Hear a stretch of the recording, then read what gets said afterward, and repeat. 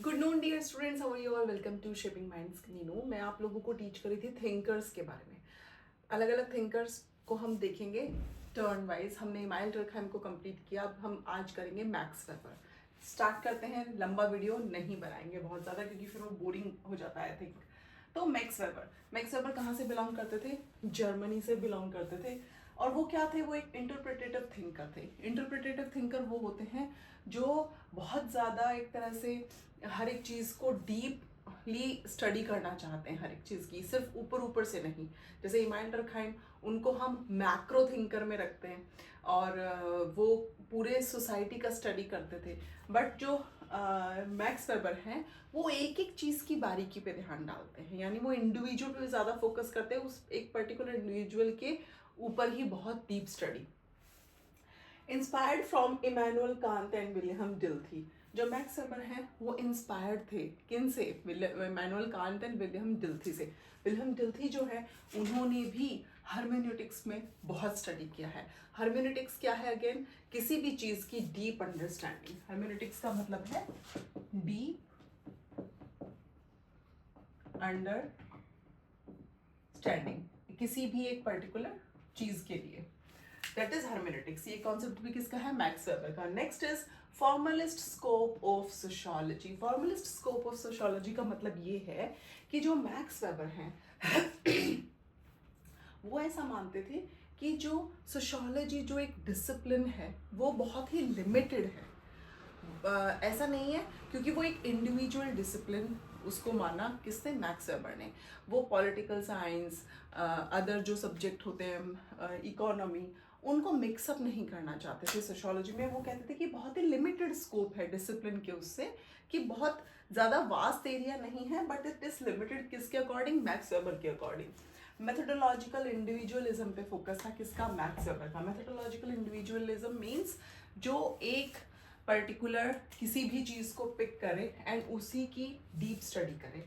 इसी के ऑपोजिट जो हम देखते हैं कि वो थे इमाइल डर्कहाइम, वो मैक्रो स्टडी में बिलीव करते थे और ये माइक्रो स्टडी, यानी सोसाइटी के किसी भी एक छोटे से हिस्से को देखना और एक पर्टिकुलर इंडिविजुअल की स्टडी करना। Next is multi causal and causal pluralist thinker, उन्हें बोला जाता है। मल्टी कॉजल कौन होते हैं? जैसे इमाइल डर्कहाइम मानते थे कि पूरी सोसाइटी का कुछ ना कुछ रोल है। सॉरी, जैसे कार्ल मार्क्स मानते थे, क्योंकि हम मल्टी कॉजल की बात कर रहे हैं। सॉरी, मल्टी कॉजल में क्या है? जैसे कार्ल मार्क्स जो है ना, वो क्या थे? इकोनॉमी डिटर्मिनिज्म उनको बोला जाता है ना, इकोनॉमिस्ट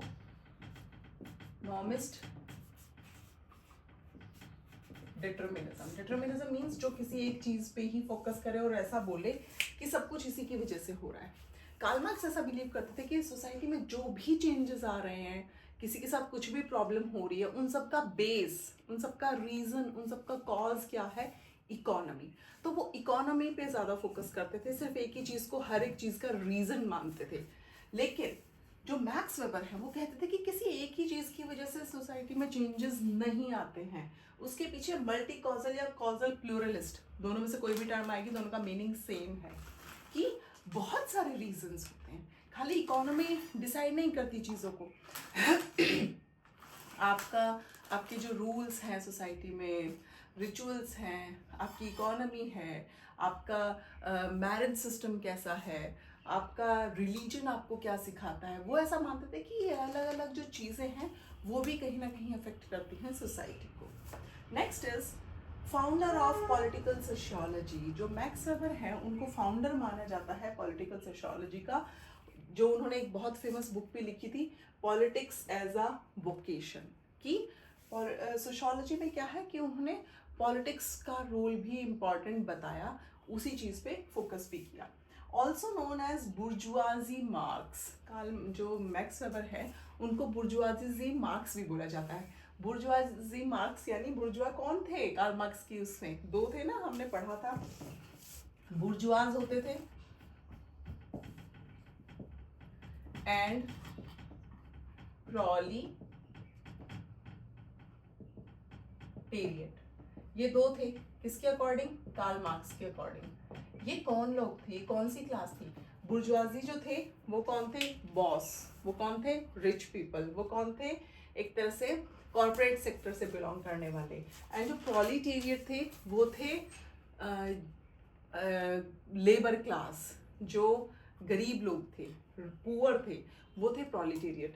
तो जो मैक्स वेबर है उनको बुर्जुआजी मार्क्स इसीलिए बोला जाता है कि मैंने आपको दोनों का डिफरेंस बता दिया। बुर्जुआज रिच पीपल, बॉस किसी भी फैक्ट्री में कोई काम चल रहा है उसके boss, and proletariat labour class में आता था।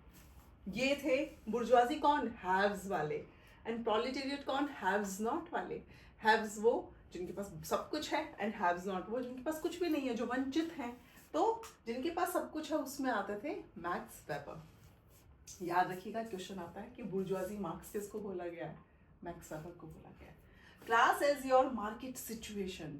जो मैक्स वेबर है वो ये बोलते थे कि जो आपका मार्केट में जो क्लास है ना, वो आपकी सिचुएशन को डिसाइड करता है। वो आपकी क्लास बताता है कि आपका अगर मान लीजिए मार्केट में बहुत दबदबा है, आप रिच हो, आपको नॉलेज है ज़्यादा, तो उसके अकॉर्डिंगली आपकी क्लास डिसाइड होती है। ये किसकी टर्म थी? इसको कंफ्यूज नहीं करना है क्लास वाला कॉन्सेप्ट, क्योंकि हम कार्ल मार्क्स वाले में भी पढ़ते हैं। लेकिन class as your market situation, ये है मैक्स वेबर का, कि आपकी जो क्लास है वो मार्केट में आपकी सिचुएशन को डिसाइड करती है। Next is comparative approach to study. जो मैक्स वेबर हैं उन्होंने कंपैरेटिव अप्रोच से स्टडी किया था पूरे वर्ल्ड के 6 रिलीजन्स को, 6 रिलीजन। और बहुत बार एग्जाम में क्वेश्चन यहाँ से भी आता है कि कौन कौन से 6 रिलीजन हैं, उसमें नाम लिखे होते हैं। आपको वो नाम याद होने बहुत ज़रूरी है, तभी आपको पता होगा कि कौन से 6 रिलीजन हैं जिन पे स्टडी किया मैक्स वेबर ने। और कैसे स्टडी की? कंपैरेटिव एनालिसिस किया उन्होंने, कंपैरिजन किया है। वो 6 रिलीजन है Hinduism, Taoism, Judaism, Christianity, and one more is there Confucianism. ठीक है, ये हैं 5, और Buddhism 6। Hinduism, Judaism, Buddhism, Confucianism, Christianity and Taoism. तो ये 6 रिलीजन पे स्टडी किया था मैक्स वेबर ने। एक और चीज़ है, जो मैक्स वेबर है उनकी एक बहुत इंपॉर्टेंट बुक है, मैं यहाँ पर लिखती हूँ उसको, Protestant ethics and the spirit of capitalism. किसकी है ये? मैक्स वेबर की बुक है, मैक्स वेबर की वेरी इंपॉर्टेंट बुक। इसी बुक में उन्होंने बताया था कि किस तरह से कैपिटलिज्म का जो रेज हुआ या कैसे वो आया, वो सब कुछ इसी बुक में है। और इसी के साथ जो इस बुक में हम इसी बुक से एक और कॉन्सेप्ट निकल के आता है कि स्पिरिट ऑफ कैपिटलिज्म क्यों बोला। स्पिरिट यानी एक तरह से जो प्रोटेस्टेंट्स थे वो इस बात पे ज़्यादा फोकस करते थे कि आपको ज़्यादा से ज़्यादा मनी अर्न करना चाहिए, ज़्यादा से ज़्यादा मनी कमानी चाहिए अपनी लाइफ में, ताकि आप मोक्ष प्राप्त कर सकें, ताकि आप स्वर्ग में जा सकें। ये उनका पर्सपेक्टिव था प्रोटेस्टेंट्स का, ये उनका थिंकिंग प्रोसेस था। हिंदुइज्म में क्या है कि अगर आपको मोक्ष प्राप्त करना है तो आप सारी मोह माया छोड़ दो। लेकिन प्रोटेस्टेंट्स ऑपोजिट हैं, वो बोलते हैं जितना भी ज़्यादा आप पैसा कमाओ, खर्च कम करो, ज़्यादा से ज़्यादा कमाओ, जितना कमाओ फिर वापस वो किसी बिजनेस में लगा दो, फिर उस पैसे को फिर से डबल करो। ये बोलते थे प्रोटेस्टेंट्स। एंड हिंदुइज्म में क्या बोलते हैं? सब कुछ छोड़ दो और बाबा बन जाओ। तो ये जो बुक है बहुत इंपॉर्टेंट है और बहुत ही इंटरेस्टिंग कॉन्सेप्ट है। उसको मैं लेकर आऊँगी आपके साथ नेक्स्ट वीडियो में, क्योंकि नहीं तो वीडियो हो जाएगा बहुत ज़्यादा लंबा। किसी को कुछ भी प्रॉब्लम है, कुछ इशू है, समझ में ना आए, तो please do let me know, and please do like, subscribe and share my YouTube channel. Thank you so much for watching. Take care.